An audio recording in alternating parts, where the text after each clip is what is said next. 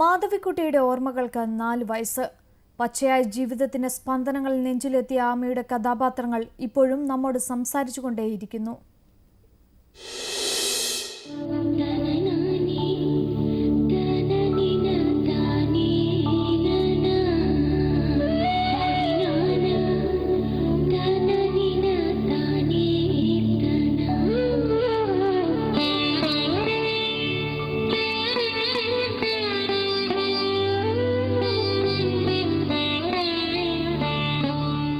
കപടതയുടെ ലോകത്ത് സ്നേഹം തേടി അലയുന്ന സ്ത്രീ ജീവിതത്തിന്റെ വൈരുദ്ധ്യങ്ങളുടെയും വൈവിധ്യങ്ങളുടെയും ലോകമാണ് മാധവിക്കുട്ടി മലയാളത്തിനും സാഹിത്യ ലോകത്തിനുമായി സമർപ്പിച്ചത്.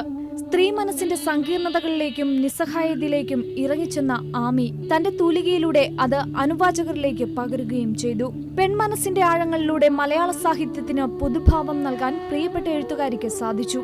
എന്നാൽ ലോകം വിമർശനത്തിന്റെയും വിവാദത്തിന്റെയും കണ്ണുകളിലൂടെയാണ് ആമിയെയും ആമിയുടെ പുസ്തകങ്ങളെയും കണ്ടത്. പക്ഷേ വിമർശനങ്ങളെയും വിവാദങ്ങളെയും കാറ്റിൽ പറത്തി ആ തൂലിക പിന്നെയും ചലിച്ചുകൊണ്ടിരുന്നു. ജീവിത യാഥാർത്ഥ്യങ്ങളെ വീണ്ടും വീണ്ടും ഓർമ്മപ്പെടുത്തുന്ന കുറെ അക്ഷരക്കൂട്ടുകൾ. ആമിയായും മാധവിക്കുട്ടിയായും കമല സുരയ്യയായും മലയാളത്തിലും കമലദാസായി ഇംഗ്ലീഷിലും അവതരിച്ച ഈ എഴുത്തുകാരി തന്റെ വാക്കുകളിലൂടെ സാഹിത്യാസ്വാദകരെ സ്വന്തമാക്കി.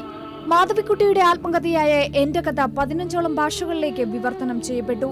എന്റെ കഥ, ബാല്യകാല സ്മരണകൾ, നീർമാതളം പൂത്തകാലം, പക്ഷിയുടെ മരണം, അല്ലാഹ് തുടങ്ങി പിന്നെയും പിന്നെയും ഊർജത്തോടെ കമലയുടെ തൂലിക സംസാരിച്ചുകൊണ്ടേയിരുന്നു. ഇംഗ്ലീഷിലും മലയാളത്തിലുമായി നിരവധി കൃതികൾ രചിച്ച കമല സുരയ്യയ്ക്ക് കേരള സാഹിത്യ അക്കാദമി അവാർഡ്, വയലാർ അവാർഡ്, എഴുത്തച്ഛൻ പുരസ്കാരം തുടങ്ങിയവ ലഭിച്ചു. മലയാളത്തിന്റെ സ്വന്തം എഴുത്തുകാരി ഇന്ന് ജീവിക്കുന്നത് ഓർമ്മകളിലൂടെയാണെന്ന് ആരും അറിയുന്നില്ല. കാരണം അന്ന് പൂത്ത നീർമാതളത്തിന്റെ സുഗന്ധം ഇപ്പോഴും മലയാളികളുടെ മനസ്സിൽ തങ്ങി നിൽക്കുന്നു.